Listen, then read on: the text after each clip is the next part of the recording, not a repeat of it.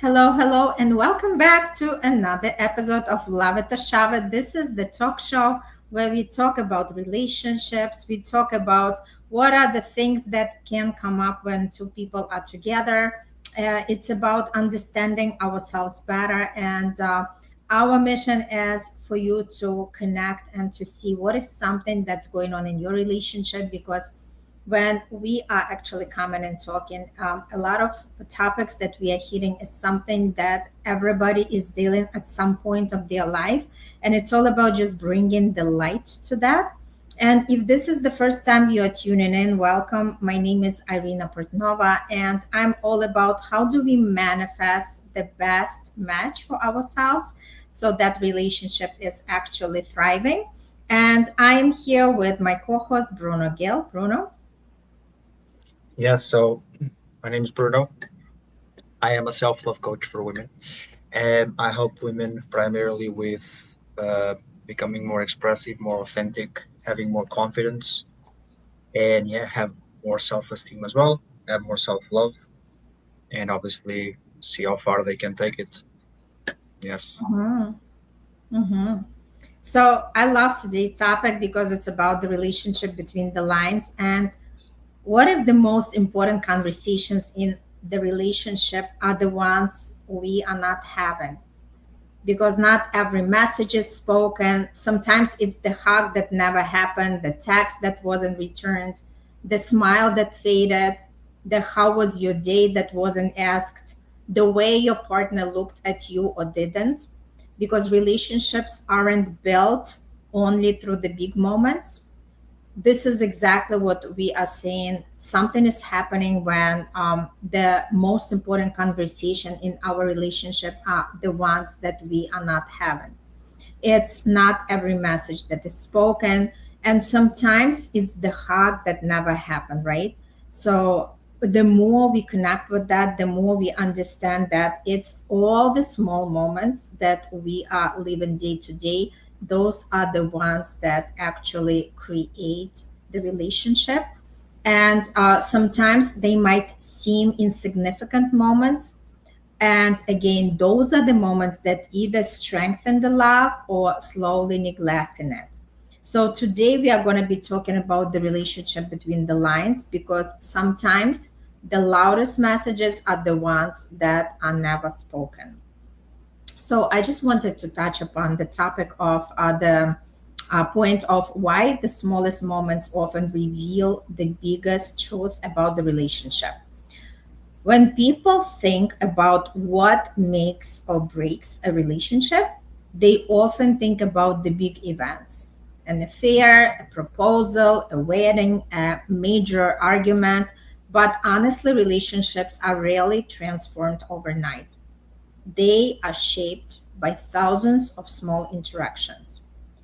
Imagine coming home after a difficult day. Your partner looks up, smiles, and says, "I'm so happy you're home. Tell me about your day." This is very simple moment, but what do you feel? You feel welcomed, you feel important, you feel like someone has been looking forward to seeing you. And now imagine the opposite. You come home, you walk in, your partner never looks up from their phone. There is no greeting, there is no eye contact, no acknowledgement. Neither interaction determines the relationship on its own, but when it's starting to repeat itself through the weeks, through the months, and years, now they tell a much bigger story. Love is rarely lost in one dramatic moment. It's often built or slowly eroded in the little ones. So I just want to offer the tool, and then Bruno, you'll express what do you think about it. And the relationship tool that I want to share is ask yourself every day, what's one small way I can make my partner feel seen today? And sometimes it's only 30 seconds, but those 30 seconds matter. Frodo, Yes. what is Yes. your take on that? Yes. No, I think it's great. I think I think it's important to have a moment of connection. And obviously. just depends how each person functions. Like, you know, some people they go to their partner and they're like, "Oh, this happened and that happened. Can you believe it?" Other people they're more like, "No, no, I'm fine. It's okay." Like they're more like, "Just let me be on my own." Other people are like, "Oh, no, no, I don't want to be on my own. I want to be with you." It just depends, and there's different ways. There's different ways. Obviously, each way requires a different way for you to love your partner, I guess. So sometimes, loving your partner is not like, oh no, but tell me, I want to help. Sometimes loving your partner is like, okay, no problem. Look, you want your space, I'll give you your space. I just don't want you to like do anything stupid or overthink or anything like that. When you're ready to speak about it 100%, I would love to know what happened. If you want to talk about it, if not, it's fine. But I would love to know. Sometimes that's just the way. It's just to respect what they want, respect what they desire, you know. Mm-hmm. And yeah, and for example, it's like uh, I've I've I have seen a lot of examples before of people that like um, yeah, but I want to help, but I want to help, but why don't you tell me? But why don't you tell me? And that doesn't come from a place of like I want to annoy you more.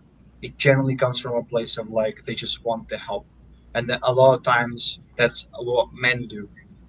Sometimes men don't understand that women also need their space, and they want to help, and they want to help, and they want to help, and they want to help, and without understanding, they're doing more harm than good without wanting to. They don't want to do more harm than good, but deep down they are doing more harm than good. Even if the intention is to help and they just want to help and they just want to help because they don't want to see their partner suffering. Like for example, if I have a partner and she's upset and she's this and she's that and she doesn't want to tell me, I'm gonna feel a bit like, yeah, I know, but I know I can fix it or I can help fixing it. Let's just do it. Let's just fix it. But at the end of the day, it's not about you choosing when do you want it fixed and how do you want it fixed because it's not your problem in the first place. Your job is just to support. Your job is just like to just stay there and support, whether you're speaking or whether you're quiet. It doesn't matter. Just be there. Like Irina says a lot of times, it's like just holding the space. Mm-hmm. Like you know, yeah. Sometimes silence does more than words. Mm-hmm. Sometimes it's not so much about what you say, but how much space you're covering. Mm-hmm. And the fact that sometimes we're there says more than any words could ever say, you know, which is also great, right? Mm-hmm. Which is also fantastic. And I think that, it's really good. Um, but yeah, just coming from a place of like support, coming from a place of like curiosity again, like, what happened, Mm-hmm. what's wrong, like just because when you're curious about something because you give a shit because you care, and if you show that you care, then that's really good, you know, Mm-hmm. um, and yeah, you know, and people notice it, people notice that, like Mm-hmm. people can say whatever they want, people don't notice this or people don't notice that, like everybody, every single person, a lot of people they notice, most people, especially women, they always notice when the man cares, they notice. In fact, women tend to notice way more sometimes than men do. So yeah. Mm-hmm.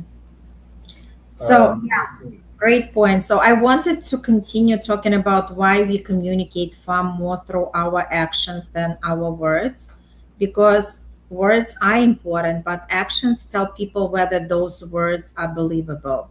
It's easy to say, I love you, it's harder to show it consistently.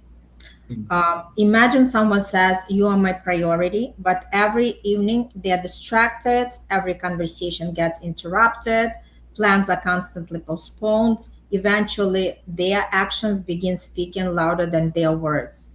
And on the other hand, a partner remembers your presentation, brings home your favorite coffee, checks in before an important appointment, puts their phone down when you are talking to them.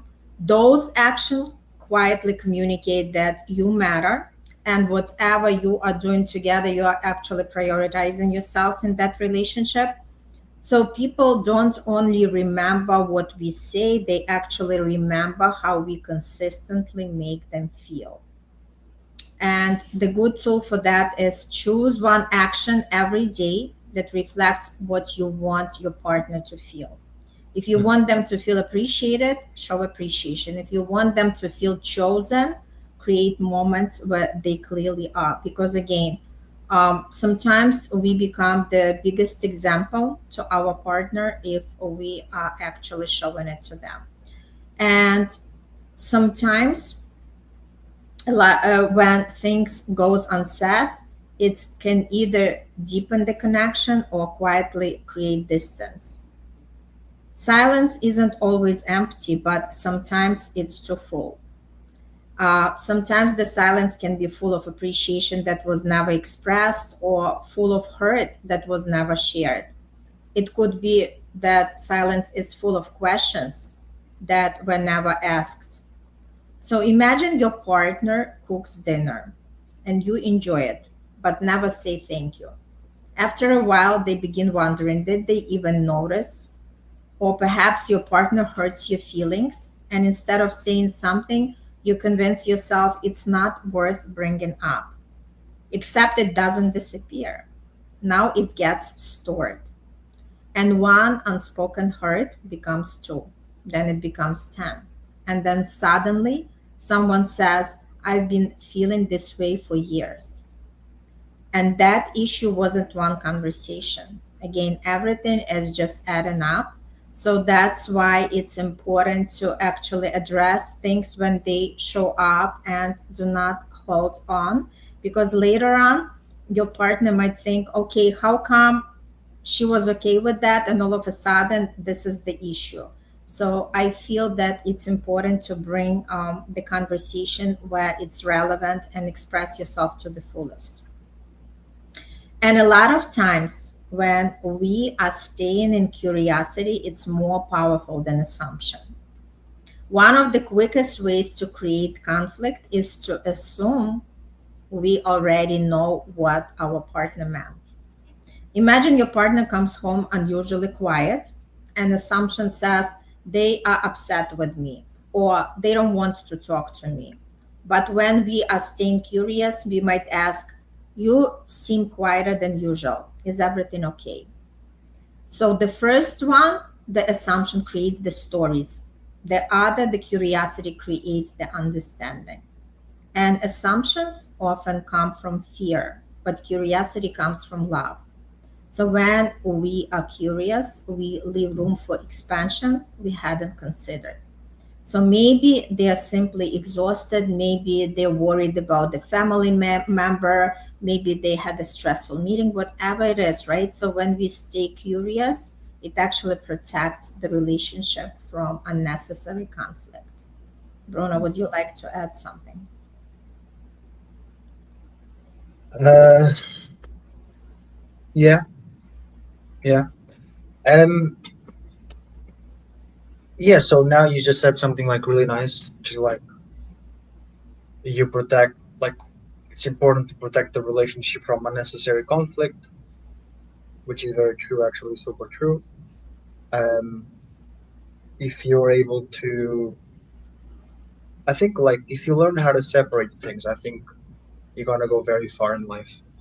You know, um, I think it's important because I think like a lot of the unnecessary problems that are caused in relationships comes from this idea that I am the problem. Mm-hmm. And a lot of times you're not the problem. You're being dumped, like being like you're not the problem, but the problem is being dumped on you, Mm-hmm. right? But why do you think you're the problem? Because people are too smart to not say that, look, it's your fault that this happened to me at work,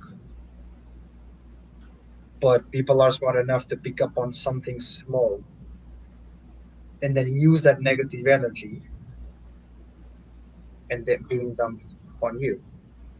That negative energy that was caused outside of your household will now be used on that little small problem that is inside your household.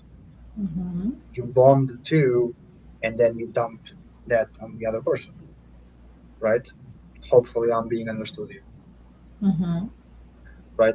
So you use the anger that has nothing to do with the other person, and you put it on the person for something small that they've done, right? And that's why people think they're the problem, and they think it's a massive, massive problem because it's something that does not need that much emotional charge, that emotional reaction. But honestly, you're not the problem. Sometimes you're not, and it's learning how to separate things that can cause unnecessary conflict. We're like, look, do not generalize, do not bond negative energy with something very small, and that negative energy doesn't even have anything to do with a small little problem. Because if you were having a good fucking day, that small little problem wouldn't even matter. You probably wouldn't even fucking notice it, right? And one of the biggest reasons why people that have problems outside of their house come home and it's almost like their brain is scanning for more problems is because they spend the entire day focusing on problems, and so when you're telling your brain, this is true, like when you tell your brain there's a problem, your brain is like, okay, fine, let's find it. So everything you're going to look for, you're going to try and look for the problem, you're going to try to look for what's wrong in it, right? Mm-hmm. And so when you go home and you're bringing that energy, right, um, you kind of are going to now look for problems in your household, right? This is why it's so important to, after work, for example, either as a couple or individually, do an activity where you can release that energy, and then you can start from brand new once you go back, right? Because if you're gonna like go gym, go run, go walk, go meditate, release that negative energy inside of you, so you don't go home with it, right? Because if you do, we all know who's probably gonna pay the price. It's either you or the people that are close to you, and you don't want that, right? So if you're able to release that energy, right, hopefully, and then go home and just be fine and relax and whatever, then that's fine. But if you go home upset, nobody wants to speak with you, nobody wants to be around you. You're promoting disconnection and not really connection, you know. And it's really easy to be like, yeah, fine, but you don't understand me because my life is like this and my life is like that. I am very, very certain that in the world there are people with harder lives, and some way somehow they're still able. When I mean harder lives, I mean like lives with more responsibility, lives where the decisions they make can probably like influence much more things in the world than most people can. If those people can go home and be fine with their wives, so can you. There's no excuses. Because if their responsibilities are bigger and they still can do it, and they handle more stress, they handle more pressure. I mean, I'm not saying every single person, but there certainly has to be somebody. I mean, Jesus Christ, there are 8 billion people in this world, right? Um, then you can as well. And honestly, that's the way I live my life. In my head, I'm like, look, if these people can do everything I want to do now, and they have harder lives than me, meaning they have more responsibility than me, then the fuck, like I can do this as well. I 100% can do this as well. Because if they found a way, then I can find a way as well. I'm not fucking stupid.